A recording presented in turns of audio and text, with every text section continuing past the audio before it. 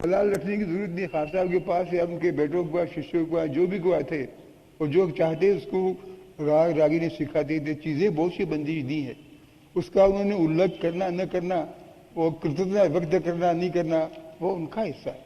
मगर खान साहब के पास जो गए या उनके शागिर्दों के पास, बेटों के पास आए, उनको किसी को विनियोग नहीं भेजा, जो चाहे उनको दिया। मगर वो को बार बार लोग उसका उल्लेख नहीं करते हैं, वो उनका हिस्सा है, वो जाने और उनका काम जाने। आपने जो कहा उसी के संगत में एक मुझे याद आ रही है कि गुल्लू भाई जी जसदनवाला भी ऐसे व्यक्ति थे कि जिनके पास बहुत सारे लोग जाकर, न सिर्फ जयपुर घराने के लोग मगर अन्य घराने के लोग भी उनके पास जाकर बंदिशें लेते थे, सीखते थे। मगर कई लोगों ने उसकी कृतज्ञता व्यक्त की, कई लोगों ने उसकी जानकारी किसी को दी नहीं, किसी के कुछ कहा भी नहीं। मगर मुझे लगता है ये अपने गुरु से उन्होंने ये तालीम पाई थी। गुल्लू भाई जी जसदनवाला के एक शिष्य जो मधुमक्खी की तरह सभी जगह जो उनको अच्छा कहीं कहीं मिला वो सब लेकर अपनी गायकी बनाने वाले और मराठी नाट्य संगीत पर अपना एक अलग सा प्रभाव डालने वाले जितेंद्र अभिषेकी थे। हम उनकी एक थोड़ी सी रिकॉर्डिंग सुनना चाहेंगे क्योंकि उन्होंने जसदनवाला जी से कुछ तालीम पाई थी।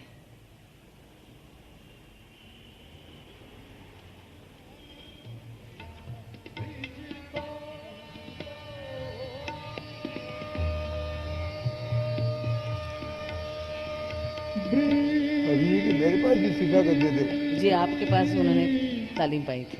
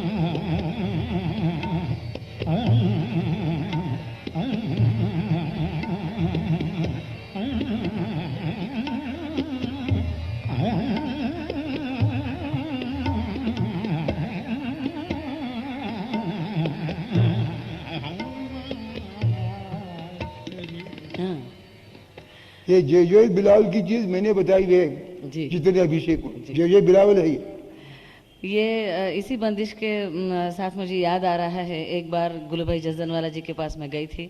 उस दिन 16 मार्च तारीख थी, जबकि अल्लाह खान साहब की वो पुण्यतिथि है। उस दिन गुल्लू भाई जी घर में गाते बैठे थे और मैंने उनसे पूछा कि आप कौन सा राग गा रहे हैं। बेटा ये जो बंदिश है, हमारी सूरत लिए रहियो सूरत लिए रहियो, ये बंदिश खान साहब ने उनके बहुत ही थोड़े दिन ज़िंदगी में बचे थे और बहुत समय जाने के बाद उन्होंने मुझे बताया हमारा सिर्फ ये बाकी रहेगा, अब तो और हमारा कुछ पीछे नहीं रहेगा, तो हमारी सूरत लिए रहियो हमारी सूरत लिए रहियो। तो ये बंदिश बहुत मायने रखती है इस संदर्भ में कि अपना क्या पीछे छोड़ के जाना है। एक बात मुझे याद आ रही है कि जब मंजी खां साहब और एचएमबी के कई लोग अल्लाह खां साहब के पास पहुंच गए कि आपका कुछ रिकॉर्डिंग करना है, तो अल्लाह खां साहब ने उनसे पूछा कि आप क्यों आए हो? अब तो चेहरे पे झुर्रियाँ आ गई है, ये तो कोई छवि निकालने का, तस्वीर निकालने का समय नहीं है। आप अगर छवि उतारोगे तो अगली वाली पीढ़ी क्या कहेगी, क्या यही अल्लाह खां था? जब छवि निकालने लायक जब चेहरा था तब तो नहीं हुआ, अब ऐसे रहने दीजिए। तो ये हमारे पास जो है बस उन्हीं की ये हमारी सूरत अली है, ये ऐसी बंदिशें ही उनकी हमारे साथ है। बाबा, आपको मैं आखिर के एक दो सवाल पूछना चाहती हूँ, जिससे पहले मैं रिक्वेस्ट करूँगी कि कोल्हापुर के और एक निवृत्ति बॉजी के शिष्य जिनका दरबारी कानड़ा हम सुनना चाहेंगे, सुधाकर बुआ डिग्रसकर, जिनका गायन महाराष्ट्र से बाहर ज़्यादा लोगों को शायद पता नहीं है, इसलिए मैं सुनाना चाहती हूँ। मैं आपको फिर से विनती करूँगी कि आप जो अपने मोबाइल्स हैं वो साइलेंट मोड पर या ऑफ रखें।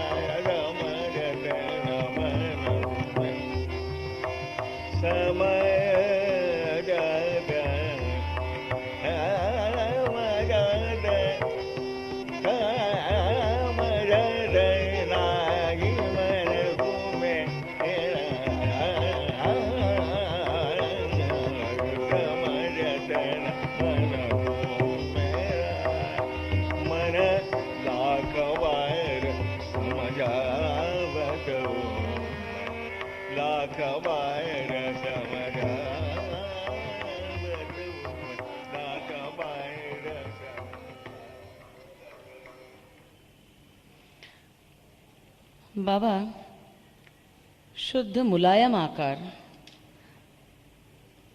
दानेदार बलपेशदार तान और साहित्य दृष्टि से उत्कृष्ट बंदिशें, जोड़ राग पर हुकूमत, ये जयपुर घराने की नींव है, खासियत है जी। ये खासियत है और इसी के ऊपर जयपुर घराने की सारी इमारत खड़ी होती है। मगर ये तालीम लिए बगैर लेना, गाने की कोशिश करना या तो कैसेट से सीखना, ये तो जो आजकल के ज़माने का फास्ट फूड के साथ फास्ट थिंकिंग, फास्ट लर्निंग का जो एक माहौल बन रहा है, कैसे ये मायने रखता है?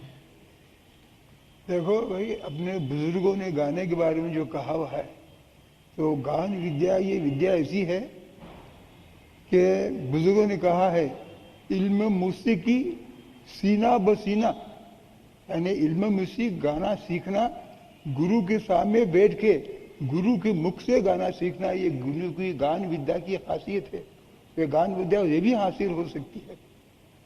ये कैसेट ये सब ये बातें हैं, जैसे ये क्या है, जैसे बैसाखी है, जैसे पांगुलवाड़ा कहते हैं मराठी में, वो साधन पांगुलवाड़ा है, इसके ऊपर कोई गाने गजाने वाला गवैया या ऐसे कोई बन नहीं सकता। ये क्या याददाश्त के लिहाज से, उसका ढांचा समझ के लिहाज से ये काम दे सकते हैं। ये गान विद्या गुरु विद्या और गाना बनना है तो गुरु मुख से ही सीखना चाहिए। गुरु विद्या गान विद्या है, गुरु मुख की सिवाय नहीं आ सकती। ये कैसे वगैरह साधन है, ये साध्य नहीं हो सकता, इसकी वजह से उसके ऊपर अवलंबन रहना नहीं हो सकता। जी बाबा, आप की इजाज़त से मैं खां साहब की बनाए हुए राग की बंदिश पंडित वामनराव सडोलीकर जी से सब लोगों को सुनाऊंगी। उससे पहले आप सब लोगों के मैं आभार व्यक्त करती हूँ। और यहाँ आकर बाबा ने हमें जो जयपुर घराना, हमारी गायकी और संगीत के बारे में जो जानकारी दी है, हमको अपने अनमोल विचारों से बख्शा है, मैं आपके आभार व्यक्त करती हूँ। और देवल क्लब और आईटीसी को दोनों को मैं धन्यवाद देती हूँ क्योंकि ये अगली पीढ़ी के लिए बहुत बड़ा काम हुआ है और ऐसे ही उपक्रम यहाँ चलते रहे, ये मैं मनोकामना व्यक्त करती हूँ। और वामनराव जी की डागुरी की एक रिकॉर्डिंग से आज का कार्यक्रम संपन्न होगा। धन्यवाद।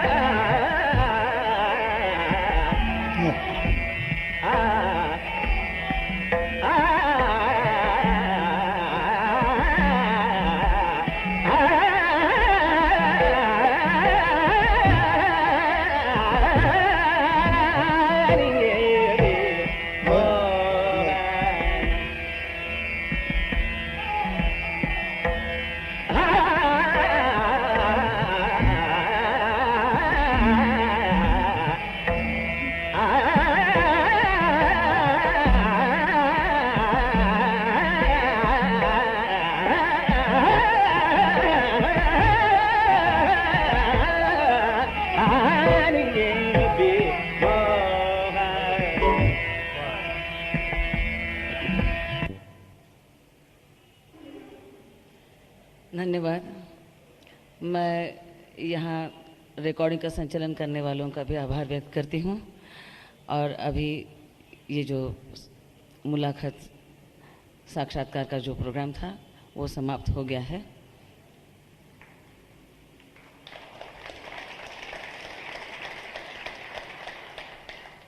यहाँ से निकलने से पहले मैं बाबा की एक जो इच्छा है यहाँ व्यक्त करना चाहती हूँ।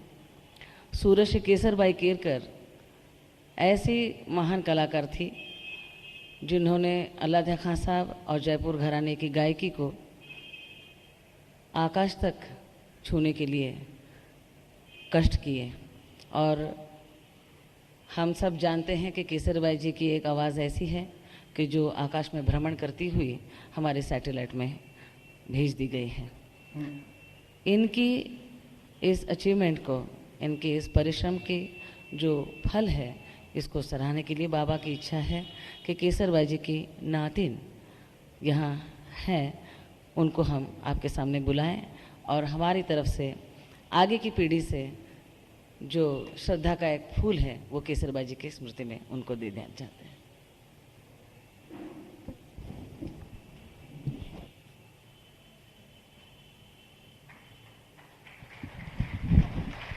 आपका नाम आदिति जाधव है और बाबा और हम सब संगीत की उपासना करने वालों से की तरफ से मैं आपको धन्यवाद देती हूँ। Thank you. बाबांच्या अतिशय मौलिक आठवणी आणि खासाहेबांच्या उत्तम शिष्यांचे ध्वनिमुद्रण या वातावरणात आपण ITC संगीत संमेलनाचं दुसरं सत्र इथे समाप्त करत आहोत। आज संध्याकाळी 6:30 वाजता शेवटचं आणि तिसरं सत्र सुरू होईल। यामध्ये पंडित कुशल दास यांचं सतार वादन आणि ज्येष्ठ गायक व गुरु पंडित उल्हास कशाळकर यांचं शास्त्रीय गायन याचा आपण आनंद घेणार आहोत। रसिकांना विनंती आहे त्यांनी वेळेपूर्वी किमान 10 मिनिटं आसनस्थ व्हावं। धन्यवाद।